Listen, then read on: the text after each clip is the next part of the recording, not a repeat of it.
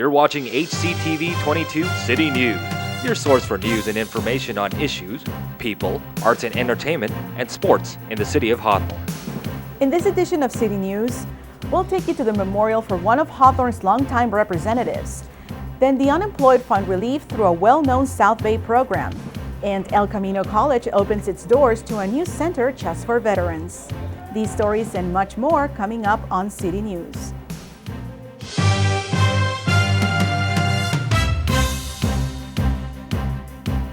Hello and welcome to City News. I'm Sophia Pop.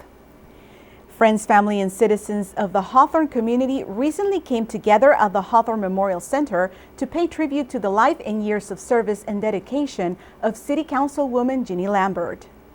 After 30 years of community involvement in Hawthorne, the city bid farewell to Jeannie Lambert. A memorial was held in honor of her efforts toward the city as well as her life accomplishments. There is a beautiful life.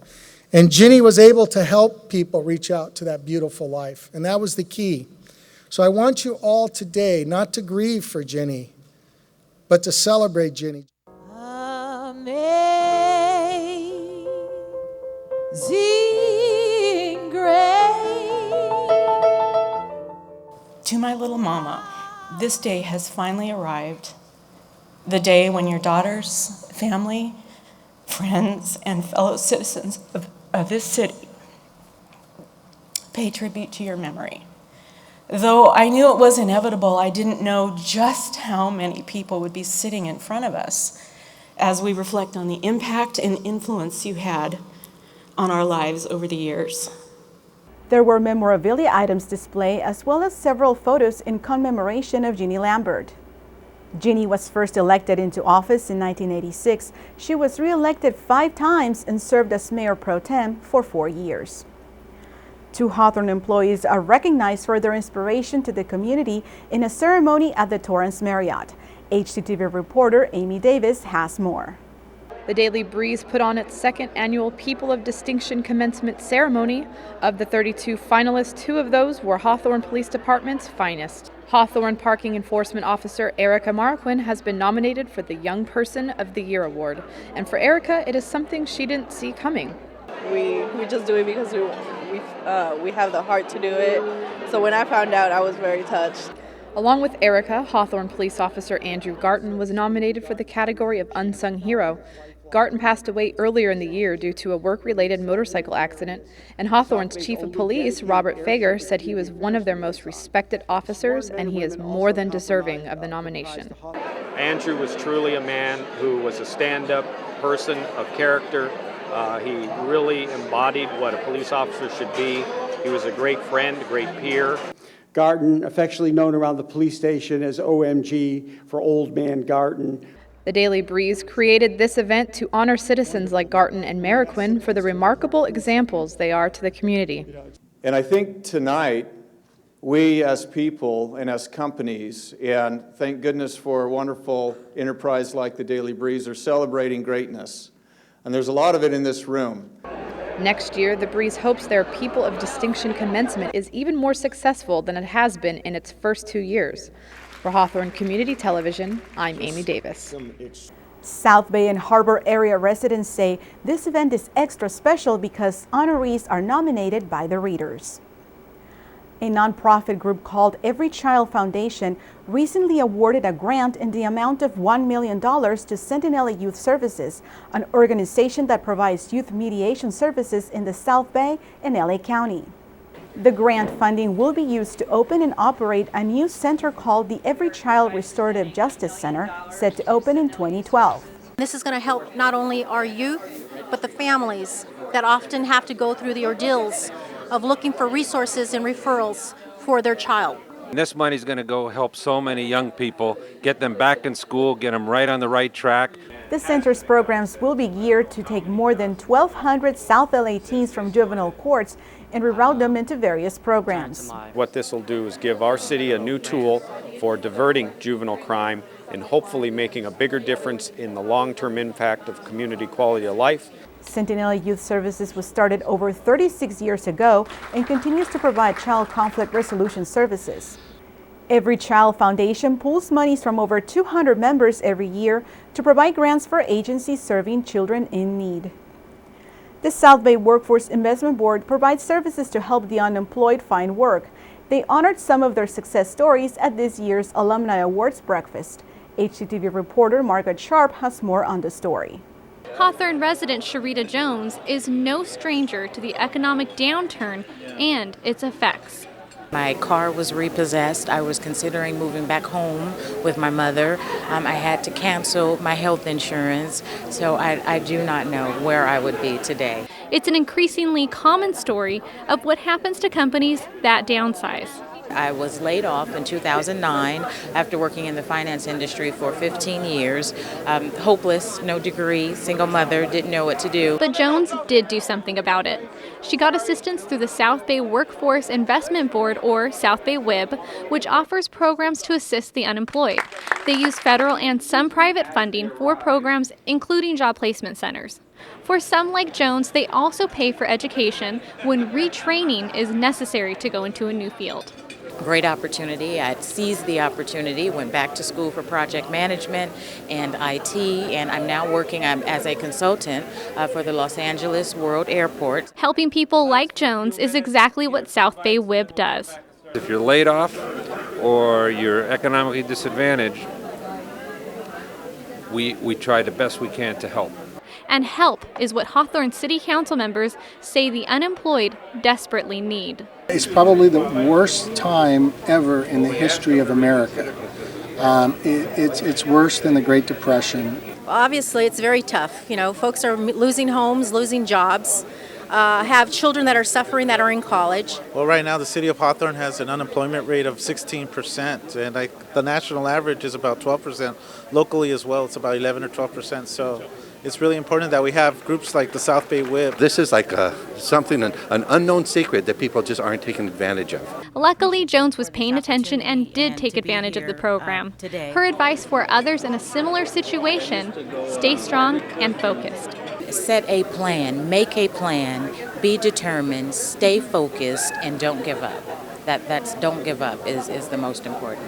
This year marks the 16th year that the South Bay WIB has been honoring success stories like Jones's. For HCTV, I'm Margaret Sharp. The South Bay Workforce Investment Board has offices throughout the South Bay and fund a variety of services for residents. For more information or to find a local office, go to www.cibwib.org. Coming up next on City News, El Camino College opens its doors to a new center just for veterans. Then see how community members came together this past Thanksgiving to help those in need. We'll have more news ahead. We'll be right back. One day these rats were playing in the woods. Wanted some matches and that's no good.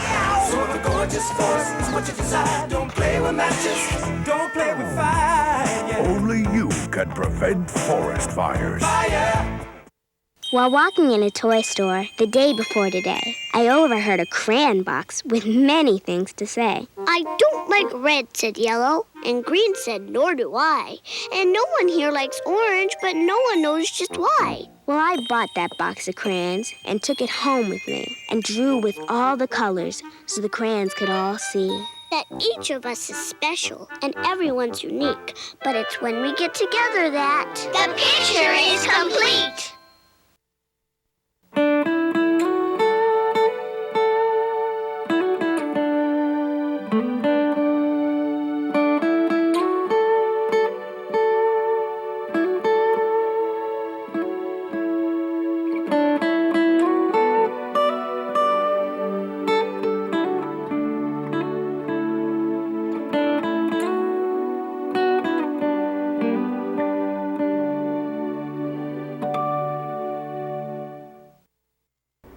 Welcome back. El Camino College celebrated Veterans Day by giving back. The college had the grand opening of a center dedicated to assisting veterans on campus. Margaret Sharp has the story. Scott Hookey spent 4 years in combat. During his first deployment, his vehicle hit a landmine, blowing him out of his Humvee. A fairly decent traumatic brain injury, a little bit of PTSD, and then the leg injuries. And I have problems with my hearing, so I have tinnitus. So it's kind of a a mix, it can be overwhelming to overcome because it seems like everything's going wrong. Even though he's been through so much, he's been able to succeed. The best tool that I've had to transition was school. Going from being a machine gunner in Iraq to sitting in a school choosing classes isn't an easy shift. That's why El Camino has opened a center to help vets like Hookie. They have some special needs, and we're trying to help them with those special needs. But just getting together to share their stories and share their experiences, even in classes, helps them. And that's what we want to do, is help them become successful. Original artwork was displayed honoring the military branches, and the center offers support services like computers, lounge area, workspace, and staff to assist with paperwork. You're dealing with transferring out with the GI Bill and the new veterans benefits. People transition straight from the military straight to school like I did. Lieutenant Colonel Robert Friend knows all about the transition. Friend was a keynote speaker for the event and is one of the original Tuskegee Airmen that flew in World War II. Friend recalls feeling his own uncertainty when the war ended. Now all of a sudden the war was over, and what am I going to do tomorrow? I didn't know. I didn't have the slightest idea what was going to happen. With that type of uncertainty, there are undoubtedly veterans in need of guidance. Less than an hour after the doors opened, the center was already being used. Without a center like this, without somebody to link up with at school, you would just be lost. You'd be absolutely lost. It wouldn't be possible. Hookie is proof that amid obstacles, success is possible. He was an El Camino Presidential Scholar and will soon transfer to California State University, Long Beach. For HCTV, I'm Margaret Sharp. The Veterans Center officially opened at El Camino College on November 15th. Local volunteers had the unique chance to serve Thanksgiving dinner to veterans. Rachel Berry brings us a taste of the feast. Thanksgiving is a season for giving thanks. I'm at Hawthorne's VFW post where the tables are set to serve a Thanksgiving feast to those who've served our country. Today we're going to be serving Thanksgiving dinner to the veterans, and I'm very excited. I want to meet all of them. An enthusiastic group of volunteers from the Interact clubs at Da Vinci Charter School and Hawthorne High School eagerly passed up sleeping in on a Sunday morning for the chance to serve veterans. I'm really happy to be able to come and serve these people who did so much to serve us and let us have our freedom. Hawthorne's VFW Post 2075 has hosted the Veterans Thanksgiving Dinner for 42 years and continues to go all out to give the veterans a meal to remember. We have ham and turkey, stuffing, potatoes, yams, whole kernel of corn, green beans, collard greens, ambrosia, and obviously the rolls and butter and the cranberry sauce. We had 500 slices of pie. We got everything, we got everything, and it's just like home cooking. Veteran Eddie Wong has attended the Thanksgiving dinner the past 7 years. He's in treatment at the Veterans Hospital for lung disease, a condition that makes him grateful for each day he's alive. And happy that I'm able to see the sun come up, although we didn't have no sun today because it's raining, but see the sun come up, see the sun set, and hope for the next day sunrise again. The dinner serves a special population of veterans, the patients at the VA hospital in West LA and the Veterans Village Recovery Center in Long Beach. Richard Powers graduated from the recovery program and now volunteers his time to help fellow veterans recover from drug and alcohol addictions and cope with post-traumatic stress disorder, a condition that plagues 20% of U.S. veterans. I'm grateful for every day I get to be on this side of my addiction. The event prompted many veterans to reflect on what they're thankful for this holiday season. And I'm also thankful that people is stepping up to the plate now and treating the veterans like they are worth something. Before I served, I wasn't much of a patriot, but after 9/11, it flipped the script on me, and now I am, and I love it. A few of Hawthorne City Council members came out to thank the veterans for their service.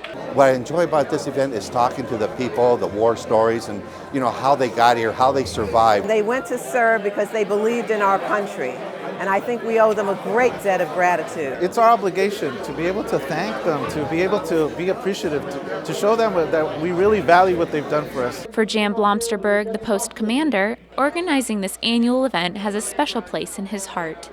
He's also a veteran and knows the hardship many of them battle even after returning home. I came back from Vietnam.